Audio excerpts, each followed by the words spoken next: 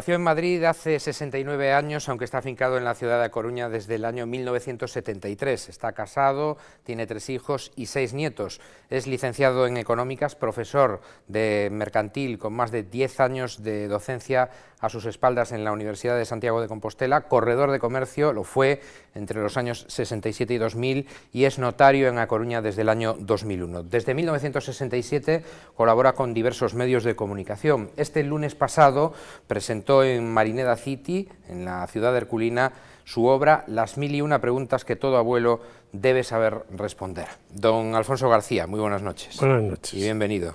Muchas gracias. ¿Usted se considera a sí mismo un escritor vocacional? Bueno, aparte de notario, naturalmente. Absolutamente. Yo desde que tenía 10, 11 años siempre me gustó escribir y las cosas que escribía en aquella época se las enseño a mis hijos ahora y me dicen que era muy cursi con esa edad. Siempre mi ilusión fue dedicarme a escribir. Luego el tiempo ha querido pues que mi vida haya ido por otro camino, pero he podido llegar a convertir en realidad esa vocación ya cuando era un hombre maduro, que tenía ya 50 y algún año, ¿no? Aunque fuera un poco barroco lo que escribiera usted cuando era joven, como decía, perfectamente hubiese podido ser usted escritor en lugar de notario, corredor de comercio o profesor de mercantil, ¿no? La vida nunca sabe uno cómo se va a desenvolver y las cosas han sucedido así. Quizás si hubiera dedicado a escribir, a lo mejor hubiera sido un fracasado absoluto, no lo sé, porque lo he hecho, y esto lo pienso muchas veces, cuando yo empecé a escribir de manera pública, ya ha sido en la madurez, y yo creo que he aprovechado la experiencia que la vida le da a uno a lo largo del tiempo, ¿no?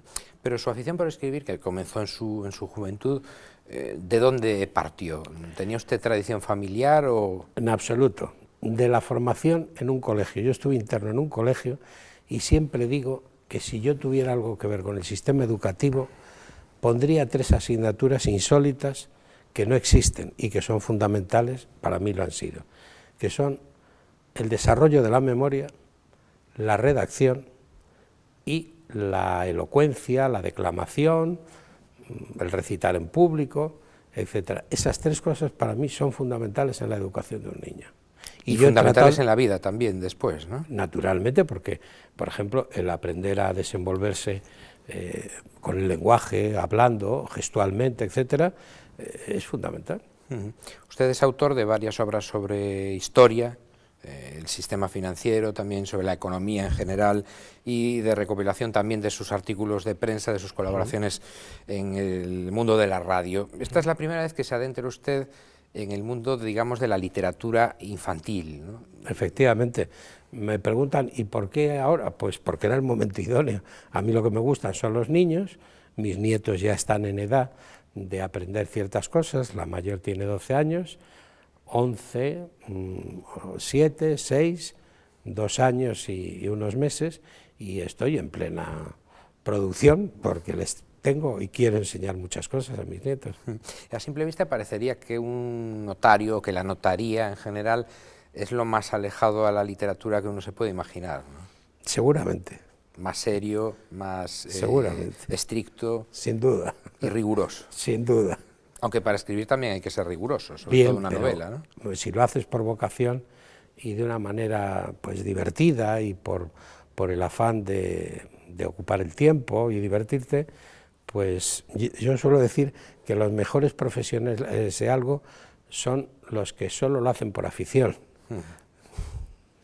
No siempre, claro. No es mal lema ese. Hablemos ahora de su libro, el que tenemos encima de la mesa, luego hablaremos de cómo ha sido publicado, Las 1001 preguntas que todo abuelo debe saber responder, publicado por la editorial Imaginarium, que usted presentó en la tienda de esta cadena en Marineda City, como decíamos, en A Coruña el lunes. ¿Es una obra dedicada a los niños, a los padres, a los abuelos o todo a la vez? Yo creo que a toda la familia. En la introducción que yo hago en el libro, que no es un prólogo, son consejos a los mayores de la casa, abuelos, padres, hermanos mayores y familiares, para que aprendan a sacar partido al libro. Yo decía ayer en Imaginarium que yo pretendía que el libro no se convierta, como tantas veces, ¿no?, en un regalo bien envuelto. Imaginarium regala una piruleta, siempre con con el regalo pegadita al papel, eso no es un regalo. El verdadero regalo para el niño ha de ser que rompa el niño el envoltorio, y el regalo verdadero será los 10 minutos que cada día le dedican los padres, los abuelos, los hermanos mayores o los cuidadores, leyendo compartidamente con el niño. Se puede leer como un cuento también, ¿no?, para los niños. Efectivamente, sí, yo tengo la costumbre, y yo lo propongo así, de leerlo de manera compartida, porque es mucho más amena la lectura para el niño, menos cansada, ¿no? Entonces es como una pequeña escenificación, uno hace de narrador, otro hace de David, otro hace de Ayana, otro personaje, y el niño cuando se quiere dar cuenta, pues han pasado las 6 o 7 páginas que tienen cada cuentecito, que no tiene más, ¿no? Es decir, que sería una especie de psicodrama familiar. Efectivamente, yo lo contemplo así, creo que es muy importante. Su obra recoge las conversaciones de un abuelo, usted y sus 6 nietos, los suyos, durante los paseos que daban juntos, ¿no? Pues sí, en las vacaciones, cuando vienen a casa en Navidad, pues procuramos, yo suelo imprimir pequeñas obritas, piezas teatrales de 3 o 4 páginas, con pocos personajes, y mi mujer, los nietos, mis hijos, mi nuera, pues colaboramos todos, cada uno con nuestro papel. Incluso hemos grabado alguna peliculita en vídeo con sus escenas y los actores, y sí, y los niños disfrutan mucho con eso. A los niños hay que darles protagonismo y participación. Lo que no puede hacer el adulto es pretender hacerlo todo y que el niño obedezca. Al niño lo que le gusta es participar en las cosas. Pero la disciplina también es importante, se lo digo porque se suele decir que los padres crían o criamos y los abuelos malcrían, ¿no? Bien, sí, tiene razón, yo creo que la parte educativa de los padres es más responsable y la de los abuelos es más irresponsable y más basada en el cariño y en el afecto, ¿no? Porque ya no sienten la misma responsabilidad que tienen los padres, pero eso no está exento de que haya disciplina, naturalmente el respeto, el orden, la tranquilidad, pues yo creo que la puede imponer el padre, el abuelo y el profesor, que desgraciadamente no la imponen en los colegios. Tampoco les dejan mucho. Bueno, ahí, mire, me contaba a mí una anécdota un amigo mío que se ha dedicado toda la vida a la enseñanza, hablando un día de esto, y me decía, ¿qué se puede esperar de un profesor que come una manzana mientras explica matemáticas? Me dijo nada más que eso. Yo no digo más que eso. También es cierto. Quizá ocurre que los abuelos, cuando llegan a esa edad, se vuelven más blanditos, se olvidan también de cómo eran cuando fueron padres. Yo creo que no, yo creo que es que predomina el corazón, los sentimientos, el cariño, la sensibilidad, ¿no? Lo necesita uno más también, porque ve que el tiempo va pasando y el horizonte se ve ya cerca. Yo creo que es que el cariño de los padres, me parece a mí, o la educación de los padres es más intelectual, y la de los abuelos yo creo que es más basada en los afectos, sin que quiera decir que no tiene que haber la parte contraria en ninguno de los dos. En cualquier caso, usted reivindica la figura del abuelo. Pues sí, por supuesto, yo creo que el abuelo tiene que tener un papel protagonista importante en la educación de los niños, naturalmente sin que esto suponga inmiscuirse en los criterios de los padres, por supuesto que son los que mandan. Pero no es cierto, y ahora le voy a atizar entre comillas a los padres, que descargamos con la sociedad actual tan rápida, en la que el hombre y la mujer están ocupados, si tienen suerte los dos, demasiado en los abuelos, los utilizamos como una especie de aparcamiento de los niños en muchos casos. Bueno, desgraciadamente, efectivamente, la vida real es así, y en muchos casos el papel del abuelo es obligatorio. Hombre, el ideal es que el papel del abuelo sea voluntario, y que el abuelo pueda hacer aquello que el afecto y el cariño le inspire, pero no por obligación. Cuando se convierten las cosas en obligación, como le decía al principio, y ejerce uno una cosa profesionalmente, es distinto. Si lo hace uno vocacionalmente, hay algo más, hay un valor añadido, ¿no? Sus objetivos con este libro son fomentar la imaginación, la memoria, como decía usted al comienzo, también la lectura, por supuesto, y hasta la elocuencia de los más pequeños. Por supuesto. Y luego ¿Cómo lo hace? Bueno, pues el librito tiene, cada cuento, son 6, tiene 3 partes. La primera es el texto del cuento. Yo en él he procurado pues utilizar un tema que sea de interés generalizado, para cualquier persona, un niño de aquí, un niño ruso, italiano, portugués o de donde es universal en ese sentido. fuere, efectivamente. Por eso Imaginarium ha tenido la deferencia de dedicárselo al mundo, digamos, ¿no? Entonces cuento una pequeña historia, por ejemplo, cómo funciona un molino de agua. Y yo procuro usar un lenguaje que entiendan los niños, que sea propio de los niños. Yo procuro desposeerme de mi propio lenguaje y utilizar el lenguaje sencillo que usan los niños, sin perjuicio de introducir determinadas palabras que los niños desconocerán. Por ejemplo, en el molino, la piedra solera y la piedra volandera, eso no lo sabe el niño. Es una incitación a que lo pregunte. Entonces, si el niño no pregunta qué es la piedra volandera, mal asunto. El niño no se está enterando del cuento, ¿no? Y que el adulto se lo explique, o bien que le enseñe a manejar un diccionario. Esa es la primera parte. Aprender algo de una manera divertida, que no se enseña en el colegio. Luego después tiene unas sencillitas preguntas sobre el tema que se ha leído para fomentar también la disciplina del niño. Es decir, tú has leído con propósito de divertirte y de aprender. ¿Has aprendido? Me lo tienes que demostrar contestando a las preguntas. Y si no las sabes contestar, tienes que ir al texto y buscarlas, ¿no? Y un poema infantil al final, y ¿no? luego efectivamente tiene un poemita infantil, bueno, pues muy sencillo, muy propio de los niños. Yo no me puedo considerar en absoluto poeta. He procurado que tenga ritmo, que tenga un poco de musicalidad los versos. Tipo Gloria Fuerte, si me lo permite. No me atrevo a compararme de ninguna manera con ella. Pero en ese estilo. Bueno, de esa manera, con ese objetivo, pero no con su sabiduría. Yo, como homenaje, diré entre paréntesis, a Gloria Fuertes, pongo un poemita sobre la tormenta precioso, que son 5 líneas, porque es una mujer que me encantaba, ¿no? Bueno, y luego después ese poemita, el niño se supone que debe aprenderlo de memoria y recitarlo ante su familia, pues gestualizando y interpretando aquello que ha leído, porque afortunadamente o desgraciadamente, según como se vea, hoy la desenvoltura en la vida es fundamental, no solo la verbal, sino también la expresividad gestual, ¿no? Para todo esto, que es un libro, ya se ve que participativo de toda la familia, si no hay tiempo hay que sacarlo, ¿no? Pero yo creo que ¿quién no encuentra 10 minutos cada día?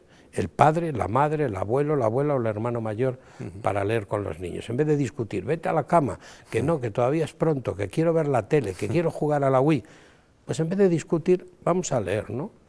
10 minutos yo creo que estamos hablando casi del tiempo basura. O un fin de semana. O un fin de semana, naturalmente. Esto evidentemente, un libro como este, no es para mi hija que tiene 3 años, ¿o sí? ¿Desde qué edad podrían? Yo creo que es muy pequeña. Bueno, Imaginarium, como pueden ver, recomienda el libro para niños mayores de 5 años. Yo creo que un niño de 6 que sepa leer ya correctamente y que sea un niño reposado, yo creo que ya le podría sacar partido. Pero para mí la edad ideal yo creo que sería eso, 6, 7 hasta los 10. A un niño de más de 10 años esto le parece un cuento de pequeños y probablemente se aburre o lo desprecia, ¿no? Aunque no lo sepa lo que venga allí. Me interesa especialmente esa parte que decía usted de la elocuencia, naturalmente, quizá por aquello de la profesión. Usted está convencido de que desenvolverse en público es fundamental en la vida, pero esto no está de moda. Bueno, por desgracia. Desgraciadamente, efectivamente, no está de moda. Yo veo por la calle, como lo verá usted y como lo ve cualquiera, y vas caminando por la calle detrás de un grupo de chiquillos de 10, 12, 14, 15 años, y oye uno la forma en que se expresan y es verdaderamente deplorable, ¿no? Tanto en gestos como en la pobreza del lenguaje que utilizan. Yo esta mañana se lo contaba a un amigo. Digo, hay que hacerse la siguiente composición del lugar. El diccionario de la Real Academia Española anda por las 80.000 entradas. Se dice que una persona culta utiliza entre 2.000 y 5.000 palabras en su lenguaje habitual. 2.000 la media.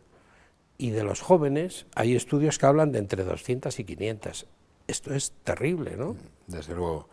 Me da la sensación de que en realidad estas 1001 preguntas que todo abuelo debe saber responder pretende en realidad generar o fijar en los jóvenes unos valores morales. También, naturalmente, sí, por supuesto que sí.